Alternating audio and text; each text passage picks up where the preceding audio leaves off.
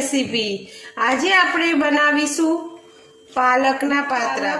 પહેલેથી જ ધોઈને રાખી દીધી છે અને મેં પાલકને કોરી પણ કરી લીધી છે, એટલે પછી તેને હવે આને આપણે સાઈડમાં કરી દઈએ। આપણે બનાવીશું તેનું બેટર। તો મેં અહીંયા આ મોટું એક વાસણ લીધું છે, તમે બાઉલ પણ લઈ શકો છો। બાઉલમાં આખી પાલક આમ મસળીને બનાવવાની છે, એટલે આટલું મોટું વાસણ લેવાનું છે। હવે તેમાં આપણે 2 કપ ચણાનો લોટ લેવાનો છે। આટલો ભરીને 2 કપ ચણાનો લોટ લેવાનો છે। એમાં મેં 600 ગ્રામ જેટલો પાલક લીધો છે। મેં અહીંયા આ કપ લીધો છે। આવા 2 કપ ચણાનો લોટ લેવાનો છે। હવે તેમાં 1 ચમચી જેટલી હળદર લેવાની છે, 1 ચમચી જેટલું લાલ મરચું લેવાનું છે, 1 ચમચી ધાણા જીરું લેવાનું છે, 1 ચમચી જેટલો ગરમ મસાલો લેવાનો છે। મરચું 1 ચમચી લીધું છે, તો 1 ચમચી મરચાં અને આદુની પેસ્ટ લેવાની છે। તેમાં 1 ચમચી મીઠું નાખવાનું છે। તમે સ્વાદ અનુસાર મીઠું નાખી શકો છો। 2 કે 3 ચમચી લીંબુનો રસ લેવાનો છે।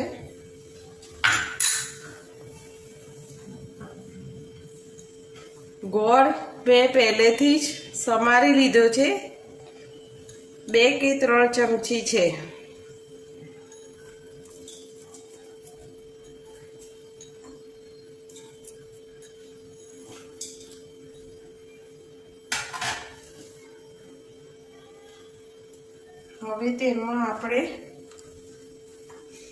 હવે તેમાં 2 ચમચી ઓઇલ નાખવાનું છે। હવે આપણે 1 કપ પાણી લેવાનું છે અને આ ધીરે ધીરે કરીને આ બેટર બનાવવાનું છે।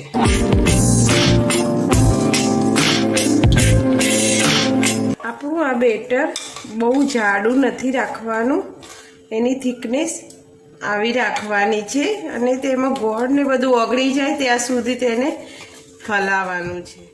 આપણું આ બેટર બનીને તૈયાર છે, તો તેમાં આપણે 1 ટીસ્પૂન બેકિંગ સોડા નાખીશું અને તેને એક્ટિવેટ કરવા માટે થોડું પાણી એડ કરીશું। હવે તેને બરાબર હલાવી દઈશું।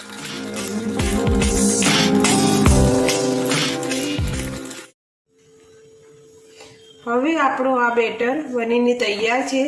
તમે આ પાલકને આ રીતના ધોઈ અને કોરી કરીને આમ એને પાતળાની જેમ લગાવીને પણ બનાવી શકો છો, પણ આપણે એ મહેનત કરવાની નથી, કટ કરવાની કે કંઈ પણ મહેનત કરવાની નથી।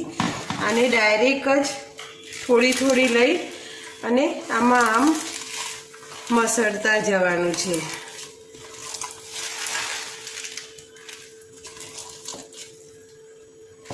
પાલક થોડી થોડી લઈને આમ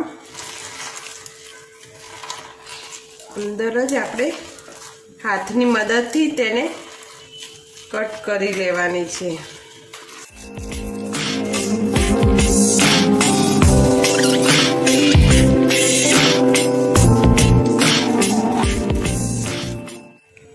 હવે આ પાલક બધું જ આ બેટરમાં મિક્સ થઈ ગઈ છે, તો હવે આપણે આ થાળી લેવાની છે। આ એક થાળી લેવાની છે, તેમાં આપણે ઓઇલ લગાવવાનું છે।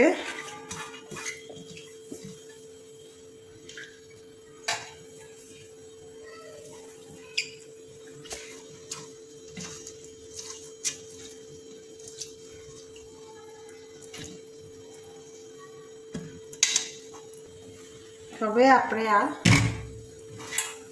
થાળીમાં ઓઇલ લગાવી દીધું છે.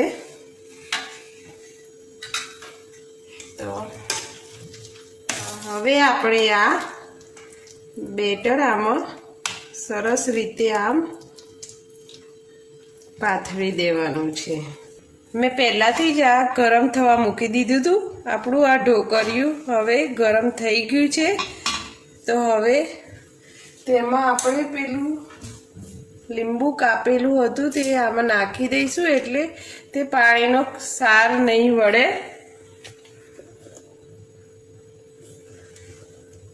હવે આમાં આપણી આ થાળી મૂકી દેવાની છે અને તેને મીડિયમ ટુ લો ગેસ ઉપર આપણે 20 મિનિટ સુધી હવે આપણી 20 મિનિટ પૂરી થઈ ગઈ છે. તો હવે આપણે ચેક કરી લઈશું.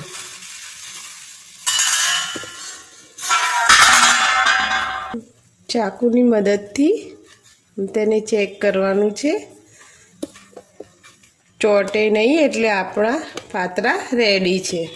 હવે આપણે આને 5-10 મિનિટ સુધી ઠંડુ થવા દઈશું, પછી તેના પીસ કરી લઈશું. હવે આપણી આ પ્લેટ ઠંડી થઈ ગઈ છે, તો તેના નાના નાના આપણે પીસ કરી લઈશું.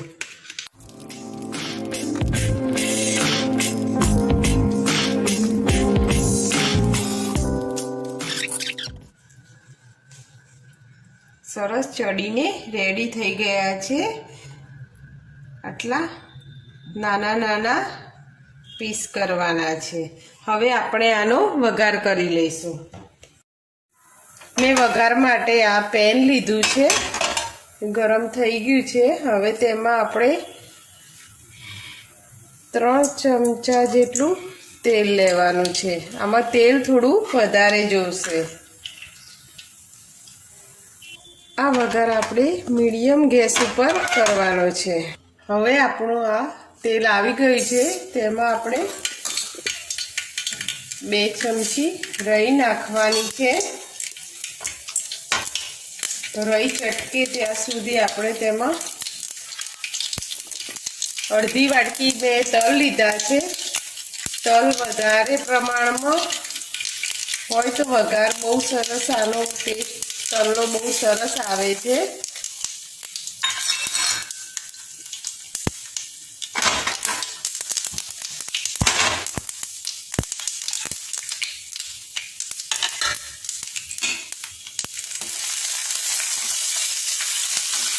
આપણા તલ ફૂટી જાય એટલે તેમાં આપણે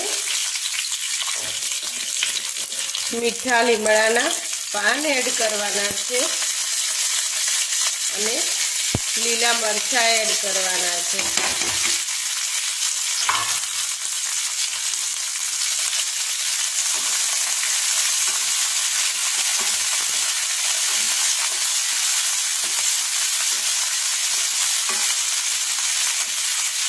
બધો વઘાર સારી રીતે મિક્સ કરી લેવાનો છે.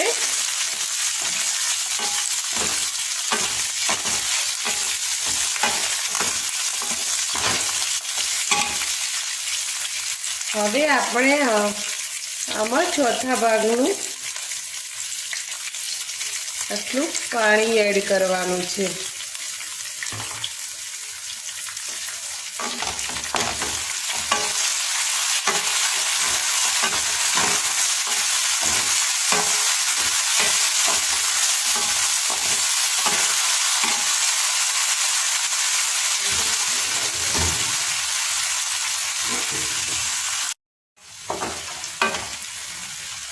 હવે આમાં આપણે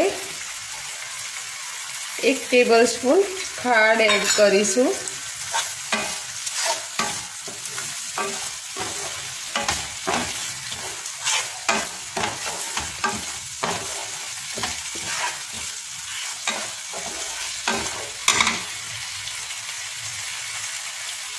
અહીંયા 1 ચમચી જેટલું લીંબુનો રસ છે.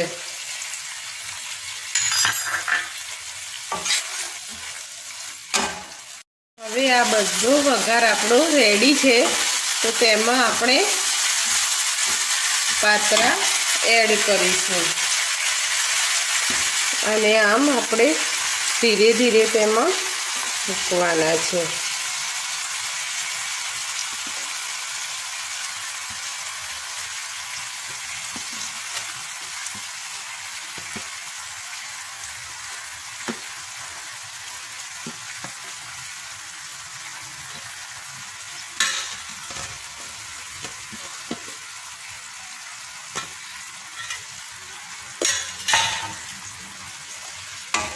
પછી તેને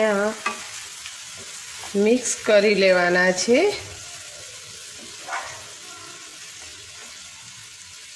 અને એને આમને આમ થોડીક વાર પેનમાં જ થોડા